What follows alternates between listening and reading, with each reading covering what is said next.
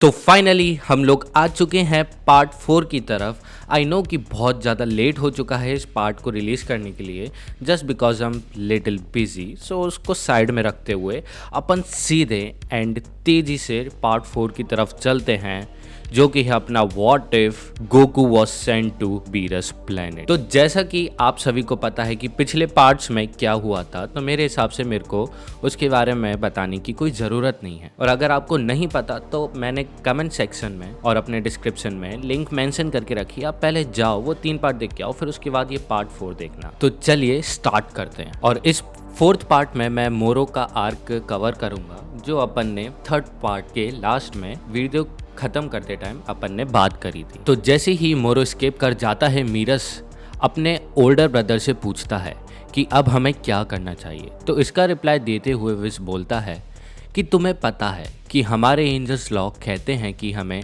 ऐसी सिचुएशन में कुछ भी नहीं कर सकते, तो हमें अपने गॉड ऑफ डिस्ट्रक्शन के रूल्स एंड प्लान्स के मुताबिक चलना होगा। तभी वो इस कैकरॉट की तरफ देखता है और वो ये देखता है कि गॉड ऑफ डिस्ट्रक्शन कुछ सोच रहे हैं कि आखिरकार इस सिचुएशन को कैसे हैंडल किया जाए। और ये जाहिर सी बात है क्योंकि एक गॉड मोर्टेलिटी को कंट्रोल कर सकता है, तो ऑब्वियसली गॉड ऑफ डिस्ट्रक्शन को इसके बारे में बहुत ज्यादा सोचना होगा। तभी कैकरॉट विस को ऑर्डर देते हुए बोलता है कि मोरो की लोकेशन का पता लगाया जाए, लेकिन तभी मीरस गॉड ऑफ डिस्ट्रक्शन को रोकने की कोशिश करता है, लेकिन वो कुछ बोलता या उसे कुछ इन्फॉर्मेशन देता उससे पहले ही कनेक्शन लॉस्ट हो जाता है गॉड ऑफ डिस्ट्रक्शन एंड मीरस के बीच में। इसके तुरंत बाद ही विस ने मोरो की लोकेशन पता लगा ली थी और उसको ये भी पता चल गया था कि मोरो ने मल्टीपल प्लेनेट को कंज्यूम कर लिया है। और ये सुनकर कैकरॉट तैयार हो जाता है, लेकिन तभी विस के पास एक अर्जेंट कम्युनिकेशन आता है, लेकिन वो मीरस नहीं होता जो कम्युनिकेट करता है।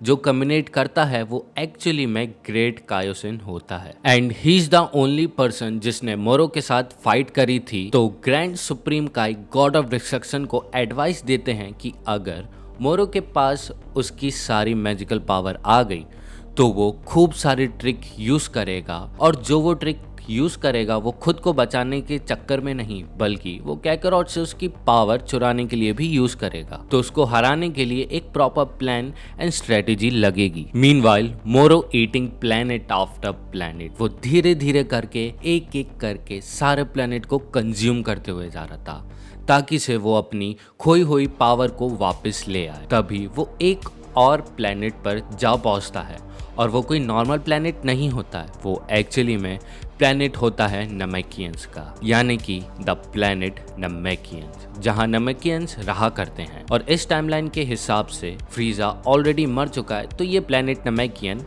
एग्जिस्ट है अभी भी, और जितने भी नमेकियंस है वो अपने ओरिजिनल प्लेनेट पे ही रह रहे हैं। और जैसे ही वो वहां पहुंचता है वो अपना काम चालू कर देता है, जो वो बाकी प्लेनेट पर कर रहा था। धीरे धीरे एक एक करके सबको कंज्यूम कर रहा था, taking one of the living being here and also reading their mind. और वैसे भी माइंड रीडिंग एक बेसिक मैजिक स्किल है जो मोरो को अच्छे से आती है, तो उसके लिए ये पावर यूज करना बच्चों का खेल था।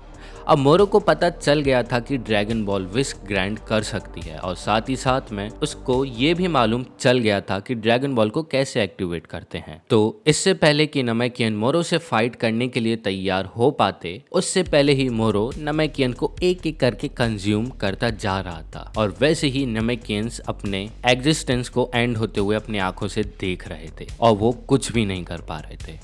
और मोरो धीरे धीरे करके और ताकतवर होते जा रहा था। इसके बाद मोरो सारी ड्रैगन बॉल को कलेक्ट कर लेता है एंड वो अपनी विश मांगता है, जिसमें वो पहली विश ये मांगता है कि सारे प्रिजनर को रिलीज कर दिया जाए, एंड देन वो अपनी सेकंड विश मांगता है, जिसमें वो ये मांगता है कि एक इनक्रेडिबल फास्ट शिप उसको दे दी जाए, ताकि से वो इजीली इधर से उधर अलग अलग प्लेनेट पे बहुत तेजी से जा पाए।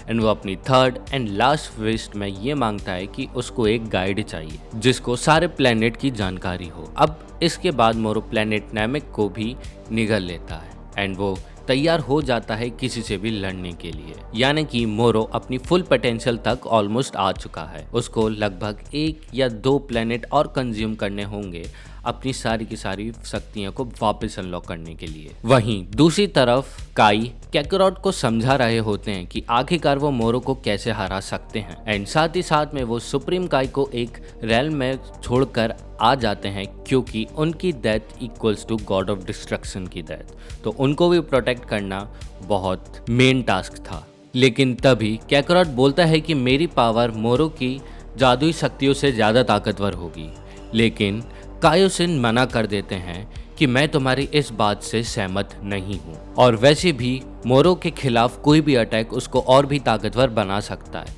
तो हमें सबसे पहले उसकी जादुई शक्ति को सील करना होगा, तभी हम उसको हरा पाएंगे, अदरवाइज उसको हराना नामुमकिन है।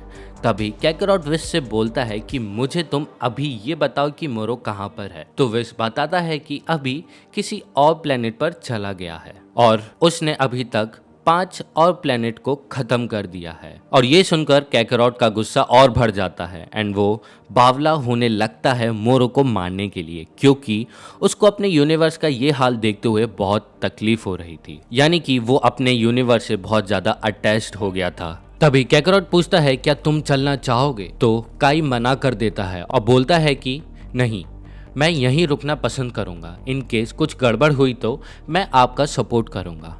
एंड वो अपने मन ही मन सोच रहा था कि काश ये न्यू गॉड ऑफ डिस्ट्रक्शन इस मुसीबत से हम सभी को बचा पाए। तभी विश बताता है कि मोरो एक और न्यू प्लेनेट पर जा चुका है, क्या हमें उससे वहीं मिलना चाहिए ताकि से हम उसको रोक पाएं, तो कैकरॉट हाँ कर देता है एंड विश तुरंत कैकरॉट को अपने साथ मोरो के सामने ले जाकर खड़ा कर देता है। लेकिन वो जैसे ही वहां पहुंचते हैं वो प्लेनेट आधे से ज्यादा तबाह हो चुका था इन जस्ट ऑफ सेकेंड। तभी कैकरॉट मोरो के सामने जाता है और इससे पहले कि मोरो कुछ बोलता, कैकरॉट जितनी दम हो सके उतनी दम से वो उसको एक मुक्का मारता है, बट समहाउ मोरो उस ब्लो को झेल लेता है। देन मोरो पूछता है ये पावर तो गॉड से भी अच्छी है, क्या तुम उनके दोस्त हो? लेकिन कैकरॉट इसका आंसर नहीं देता है और वो पावर अप होने लगता है, लेकिन वो पावर अप हो नहीं पा रहा होता है क्योंकि उसकी पावर बार बार जा रही थी, बोले तो फेड हो रही थी, बिकॉज ऑफ मोरो मैजिकल पावर, जिसके चलते हुए कैकरॉट खुद को पावर अप नहीं कर पा रहा था। तभी मोरो बोलता है क्यों, तुम्हें नहीं पता था कि मैं पावर को एब्जॉर्व कर सकता हूँ? तभी कैकरॉट विश की तरफ देखता है एंड विश तुरंत कैकरॉट को full heal and power up कर देता है एंड कैकरॉट वापस से लड़ने चले जाता है। बट इस बार उसका ये प्लान था कि वो यूज करेगा फोर्स स्पिरिट विजन ताकि से वो उसकी एनर्जी मोरो से वापस स्टील कर ले, बट ऐसा लग रहा था कि ये ट्रिक बहुत टाइम ले रही थी एंड जो एनर्जी थी वो इतनी ज्यादा थी कि फोर्स स्पिरिट विजन से अकेले लेना नामुमकिन था। और जैसे ही कैकरॉट मोरो के तरफ आता है तो वो पिछले बार से भी ज्यादा ताकतवर होके आता है एंड जैसे ही वो एक पंच मारता है मोरो काफी दूर जाके गिरता है, बट इतना काफी नहीं था। माना कि ये पंच काफी इफेक्ट किया मोरो को, बट उसकी मैजिक पावर के चक्कर में कैकरॉट की पावर फिर से कम हो गई थी एंड ये सीन काफी देर तक चल रहा था, बार बार हील होना कैकरॉट का एंड बार बार मोरो की जादुई शक्तियों के चक्कर में कैकरॉट की पावर बार बार जा रही थी। तभी कैकरॉट विश की तरफ देख के